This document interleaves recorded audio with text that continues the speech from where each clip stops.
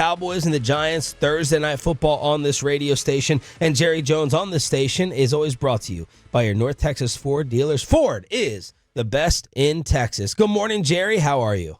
Great that you could do this at 8. I hope we don't miss anybody, but good to be on with you. But I'm on my way to the airport for got New York meetings today, so I'll be up there.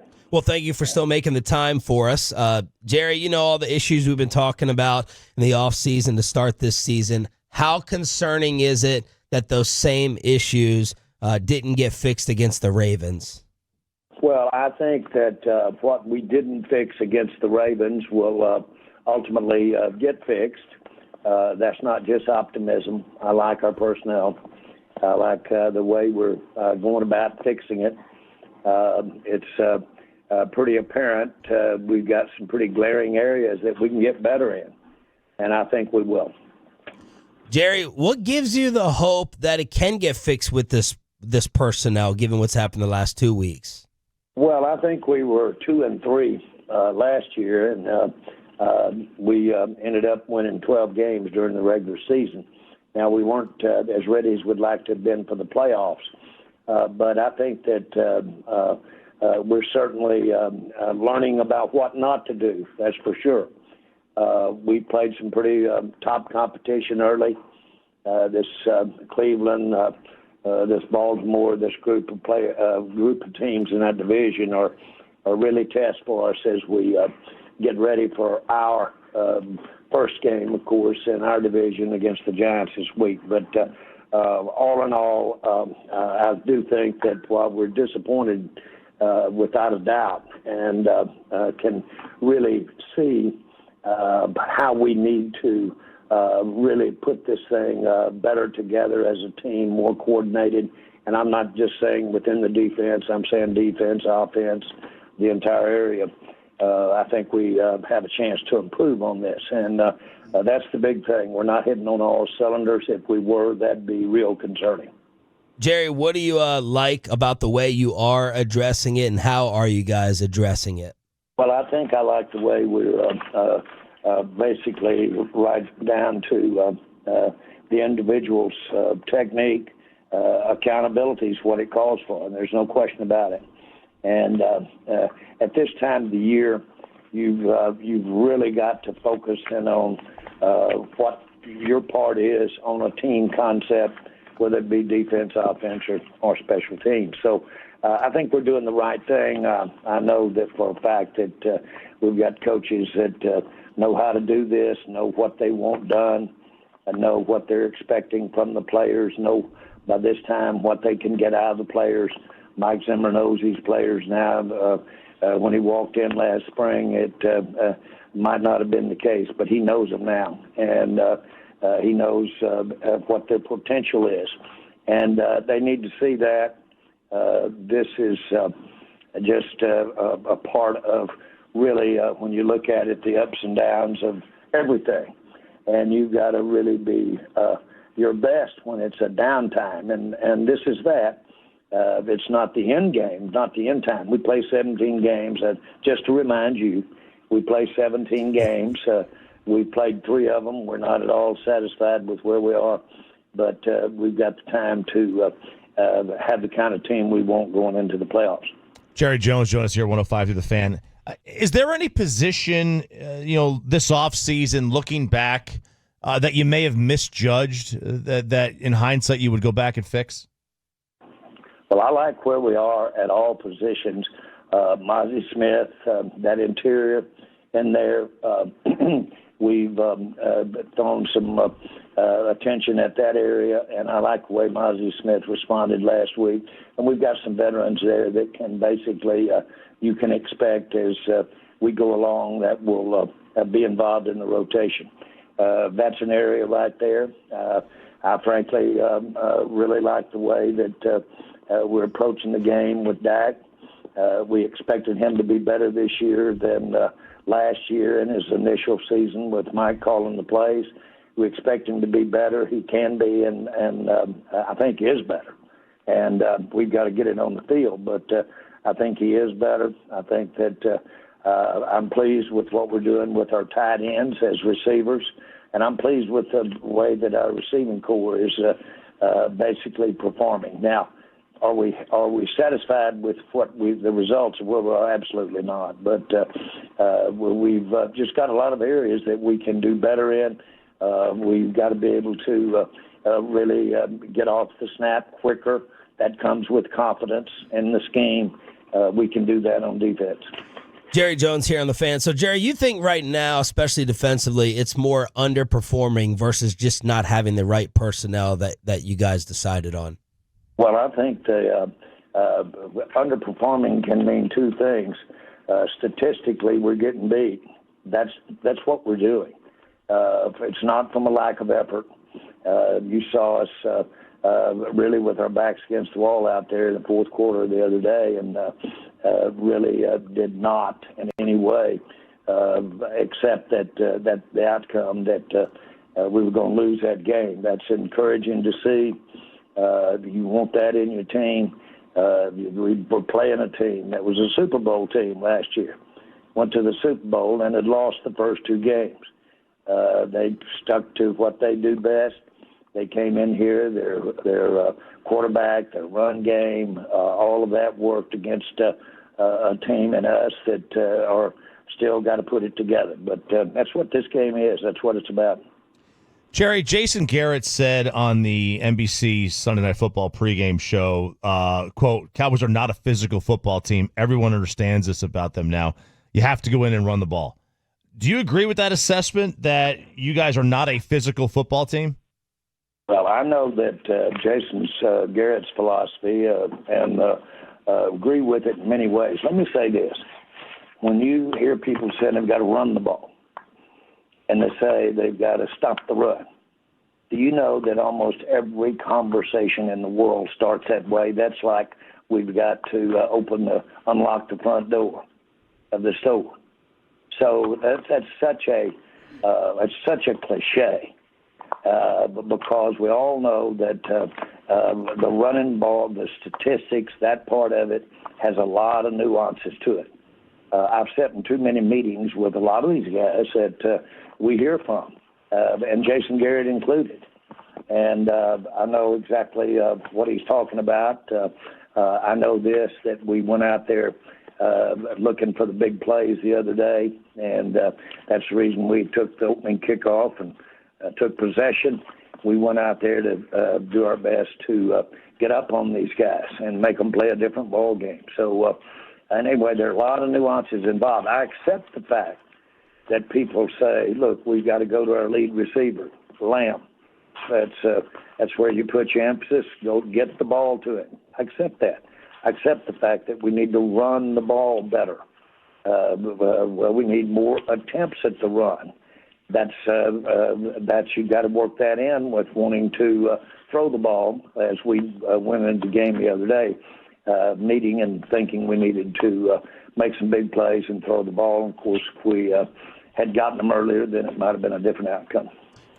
Jerry, you've mentioned it's early in the season. At what point in time do you typically determine what you are as a team, like in any given season, and at what point do you make a determination on changes you might need to make? Well, I always like Hope Parcells. He's credited to this, and you're what your record says you are. And I think that's what we are today. I think we're 1-2, and that's obvious, but I think that's where we are. The real issue is what we can do against New York, and then each week build it to the crescendo of getting. We've all bought into the fact that, look, 12-win seasons are pretty good. But we've all bought into the fact let's qualify for the playoffs, and then let's have a team put together that is playing great in the playoffs. Well, that's 14 weeks away, so let's get ready to do that.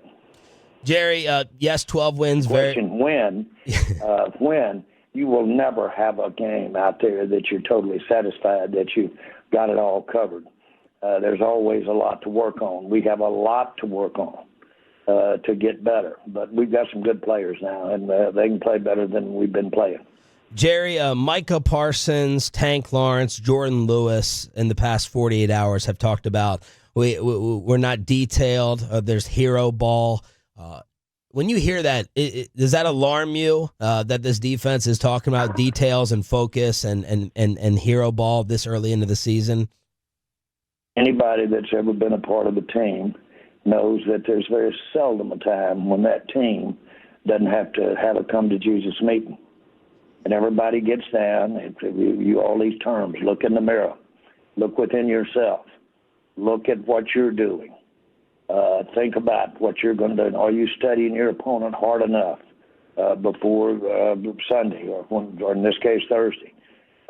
Nobody that's really ever been through success have not had those come-to-Jesus times when they've had to relook in the mirror, relook at what you're doing, look at what you're doing in context of the guy next to you.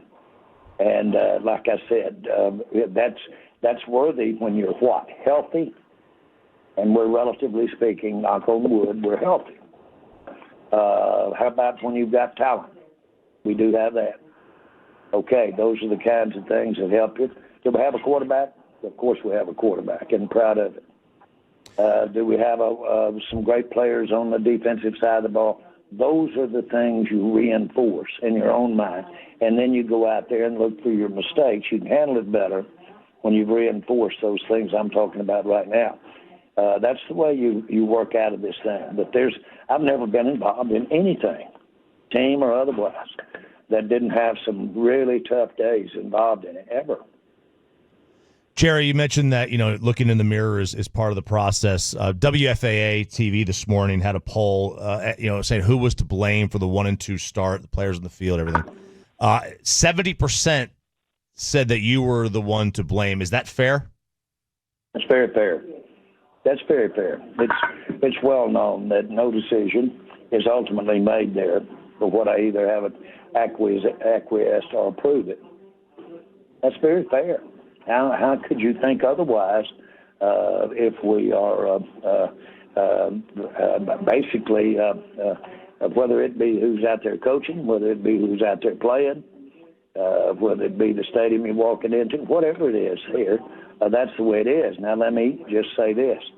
Do I have a huge amount of input in making those decisions? When they've done their homework, they are very influential input to me.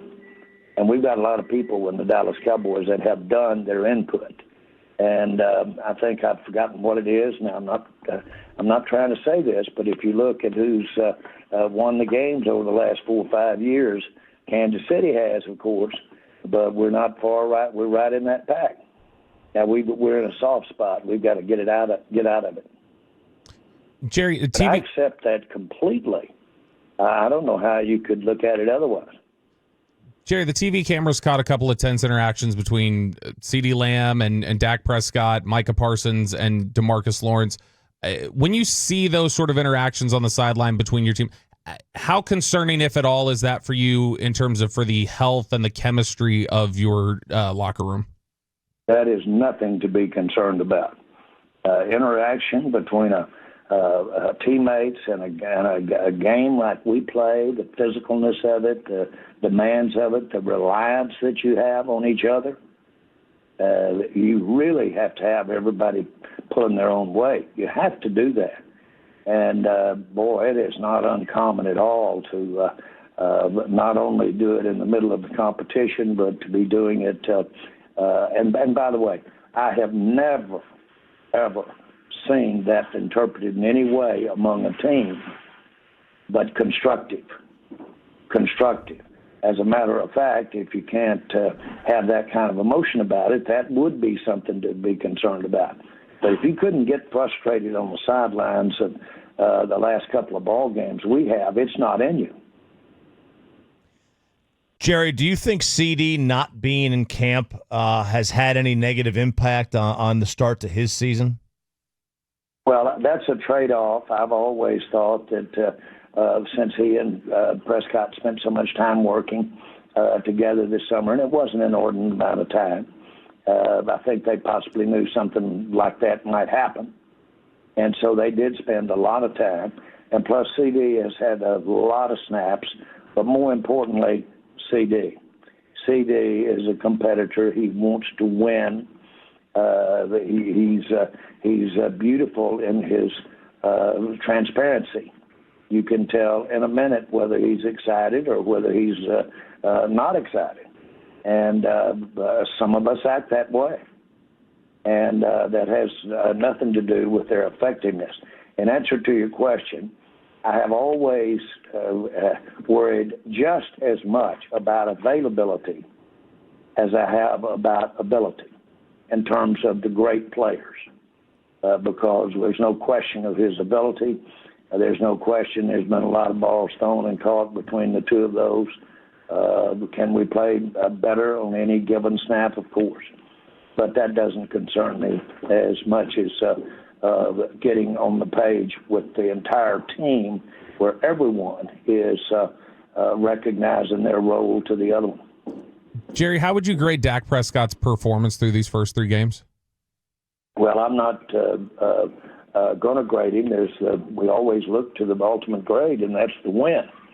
And but I will say this, I didn't give him the kind of contract that I gave him and not be happy about having him as our quarterback.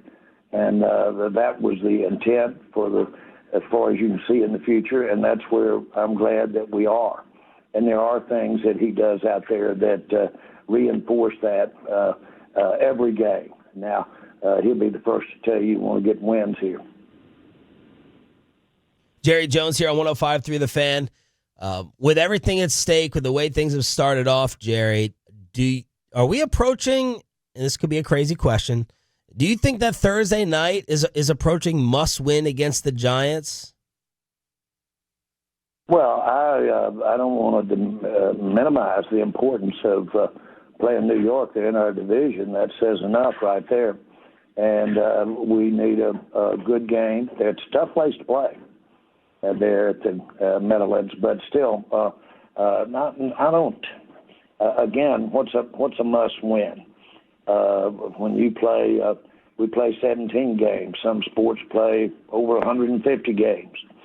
It gets down in those with playing 150 games that they get down to 2 or 3 games that you could look back and say they must win.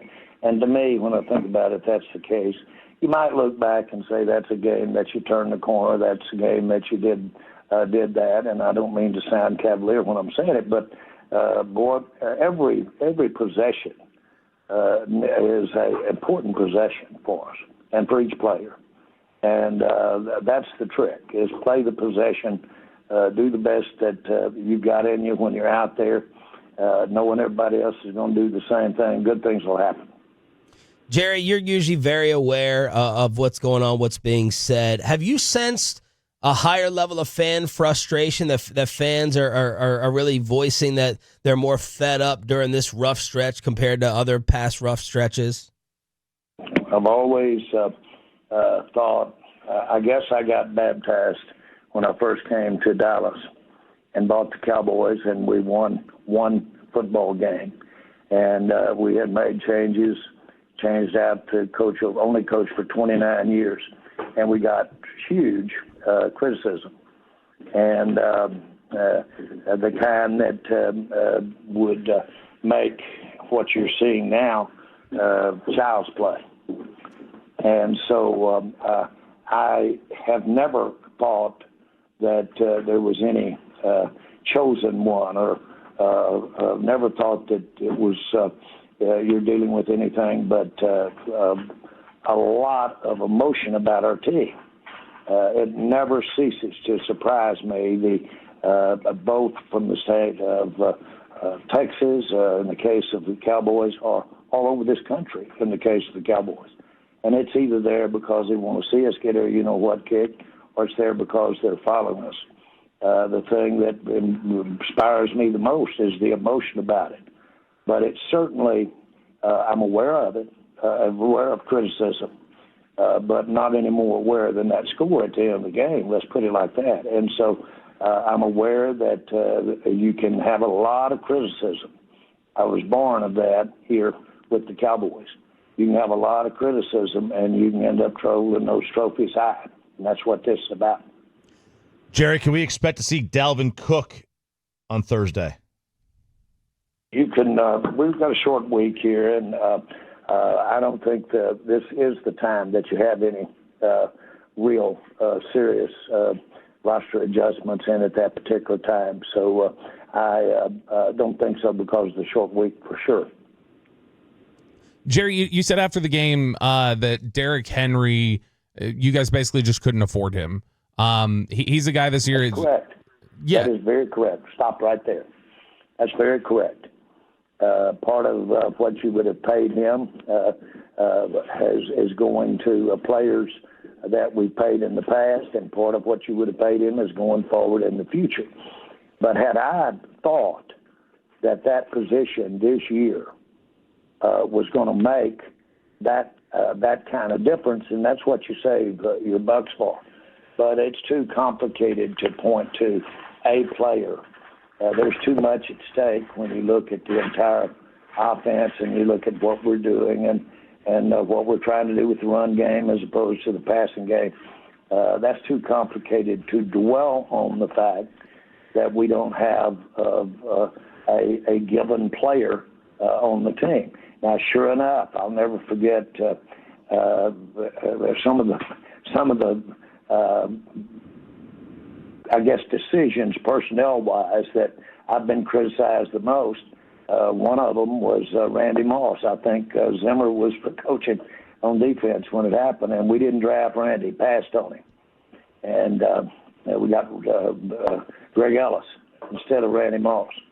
And, of course, Randy Moss comes out here and has one of the greatest games in history against us, but as it turns out, is one of the greatest receivers of all time. We had one of our scouts,